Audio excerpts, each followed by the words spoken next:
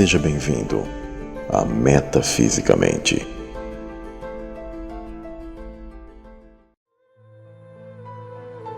Nas antigas escrituras, existe um mistério que deixa os estudiosos sem compreensão plena por causa dos dogmas e formatações. Por causa dessas prisões mentais, estes acabam negando o óbvio e profundo que está revelado na escritura. Vamos falar sobre o enigmático "façamos o homem à nossa imagem e semelhança". Após a regeneração de todas as coisas, depois da queda dos anjos, dos filhos de Deus, o antigo Éden foi recriado, regenerado, feito novos céus e nova terra. Tudo isso foi para Cristo, o Messias. O clímax do capítulo 1 de Gênesis está nos seguintes versos, do qual o mistério está na criação de Adão, do qual o termo em hebraico significa em realidade humanidade. Deus disse: haja luz, mas especialmente na humanidade, Deus não disse haja homem, mas façamos o homem, a nossa imagem e semelhança. Todos os atos criativos do novo Éden teve uma palavra singular, mas na formação da humanidade, vemos que Deus está presente com outros de sua própria natureza e essência. E esta passagem tem sido um enigma para muitos intérpretes da Bíblia. Para muitos, um mistério não resolvido até os dias de hoje. E por que Deus não se referiu à ação do verbo em singular, mas usou um plural muito claro? Para estudiosos que afirmam que Deus é um, é muito difícil interpretar o plural nós, ou façamos, do qual se refere a Deus. Deus se refere a si mesmo com o termo em plural através da palavra Elohim.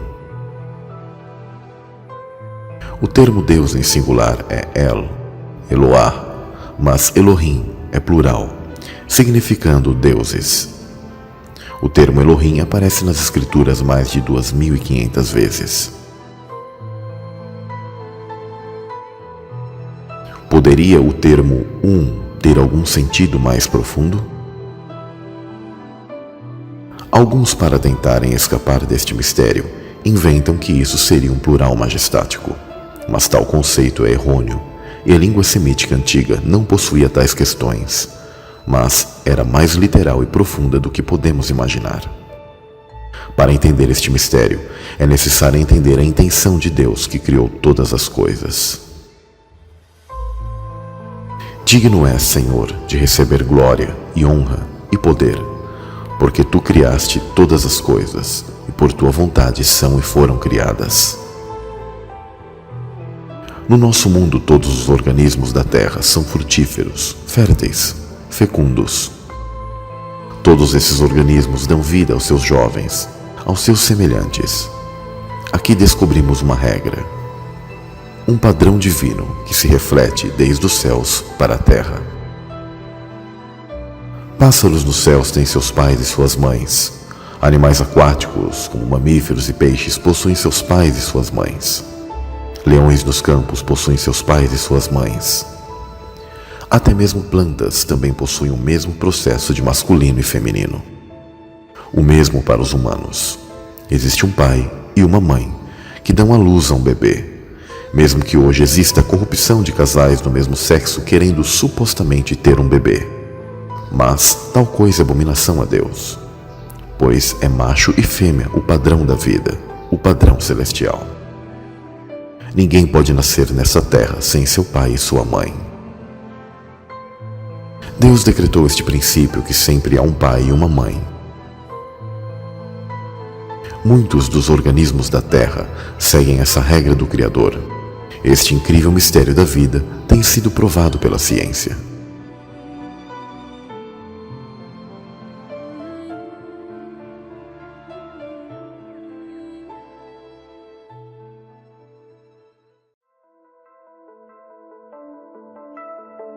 O esperma fertiliza o óvulo e forma um organismo através de seus dados genéticos. Mitocôndrias precisam abastecer os nutrientes e energia para os organismos vivos. As mitocôndrias são como fábricas que permitem que todas as células humanas trabalhem. Sem as mitocôndrias não haveria energia. Em outras palavras, não haveria vida. As mitocôndrias são responsáveis por produzir a energia necessária para as células e são herdadas das mães. Todos os seres herdam características de seu pai e de sua mãe, metade. Contudo, o óvulo fertilizado não possui nenhuma mitocôndria dos pais, mas somente das mães. Esta é a herança materna da mitocôndria.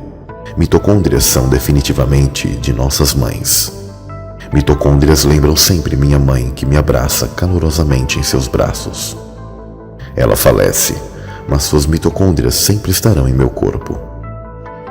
O gene da vida só existe nos corpos de nossas mães. Passam para as próximas gerações somente pelas mães. Isso significa que a vida não pode prosseguir sem as mães. Mesmo nesse momento, muitos organismos estão recebendo os genes de suas mães em vários lugares.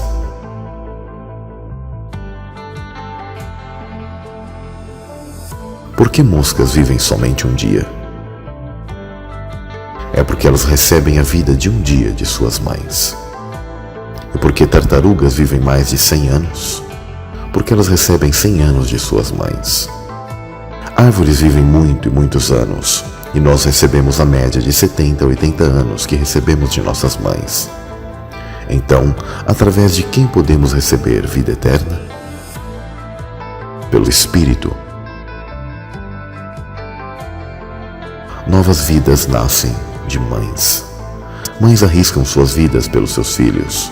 Esse padrão ocorre mesmo após a queda da criação nesta terra. Esta é a vontade de Deus, refletida em todas as coisas.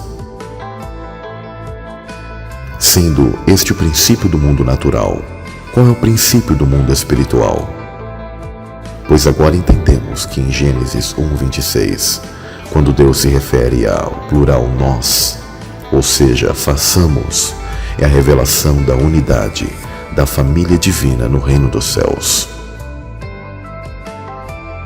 Não à toa, a palavra ruach é feminino no hebraico, assim como sabedoria, a enigmática sabedoria de Provérbios. Tal conhecimento se perdeu ao longo dos tempos, por uma cultura preconceituosa onde a presença real de gênero no reino dos céus foi escondida de nós. Mas não há nada em oculto que não venha a ser revelado. E nestes últimos tempos, Deus tem dado o conhecimento e a sabedoria aos seus filhos para que compreendam todas as mensagens de maneira plena nas Escrituras.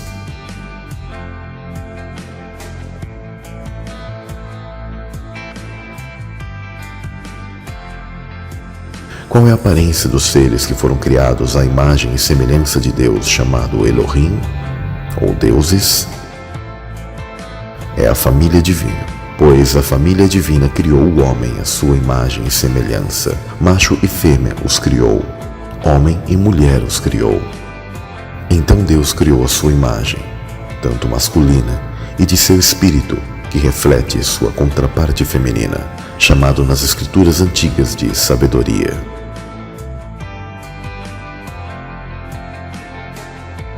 O apóstolo Paulo disse que temos a mãe de nossos espíritos, comparado à cidade santa e amada, que é a literalização da habitação do feminino de Deus, abrigando os seus filhos. Mas a Jerusalém, que é de cima, é livre, a qual é mãe de todos nós.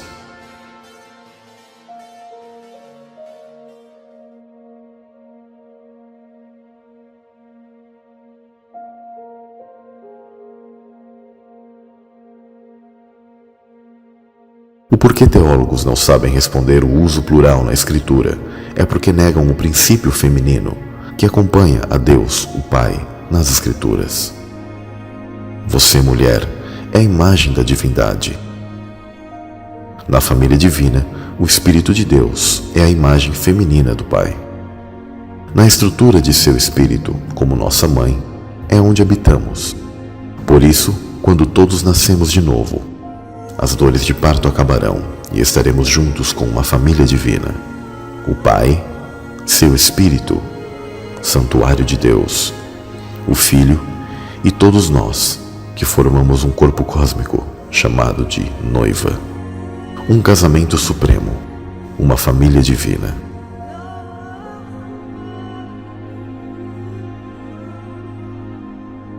Se você puder, faça essa oração comigo.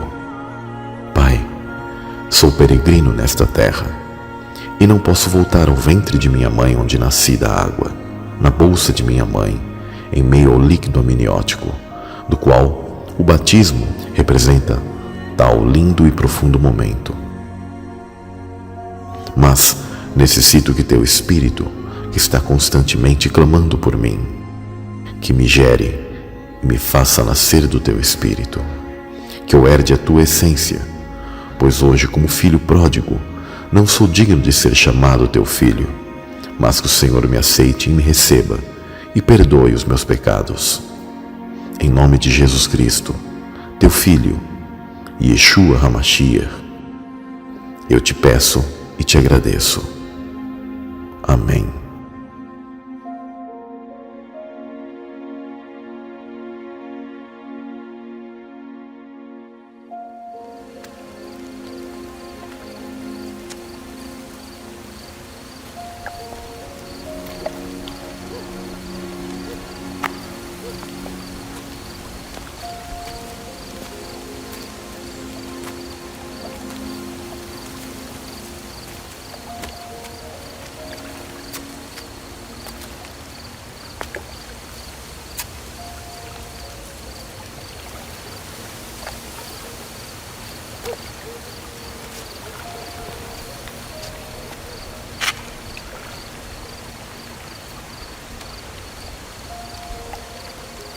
Rabi, bem sabemos que és mestre vindo de Deus, porque ninguém pode fazer estes sinais que tu fazes se Deus não for com ele. Na verdade te digo que aquele que não nascer de novo não pode ver o reino de Deus. Como pode um homem nascer sendo velho? Pode, porventura, tornar a entrar no ventre de sua mãe e nascer?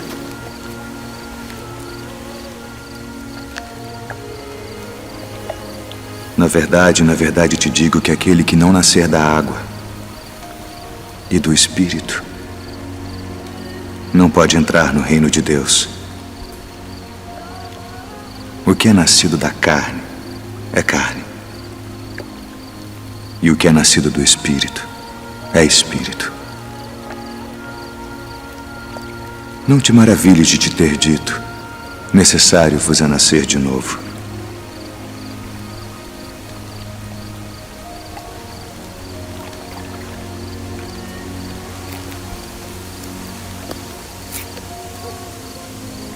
O vento assopra onde quer, e ouves a sua voz, mas não sabes de onde vem, nem para onde vai.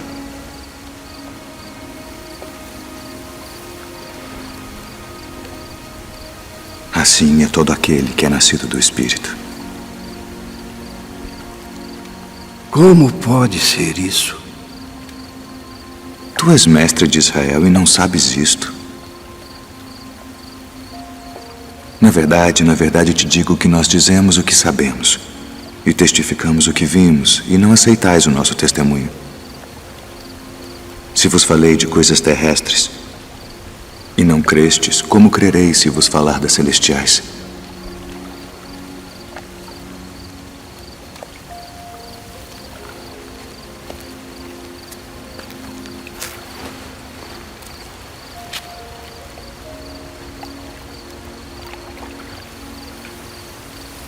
Ninguém subiu ao céu, senão o que desceu do céu, o Filho do Homem que está no céu. E como Moisés levantou a serpente no deserto, assim importa que o Filho do Homem seja levantado, para para que todo aquele que nele crê não pereça, mas tenha a vida eterna. Porque Deus amou o mundo de tal maneira que deu o seu Filho unigênito, para que todo aquele que nele crê não pereça, mas tenha a vida eterna.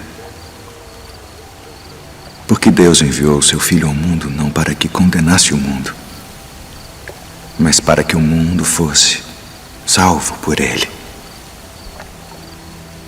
Quem crê nele não é condenado, mas quem não crê já está condenado, porquanto não crê no nome do unigênito Filho de Deus. E a condenação é esta: que a luz veio ao mundo e os homens amaram mais as trevas do que a luz, porque suas obras eram más. Porque todo aquele que faz o mal odeia a luz e não vem para a luz, para que as suas obras não sejam reprovadas. Mas quem pratica a verdade vem para a luz, a fim de que as suas obras sejam manifestas, porque são feitas em Deus.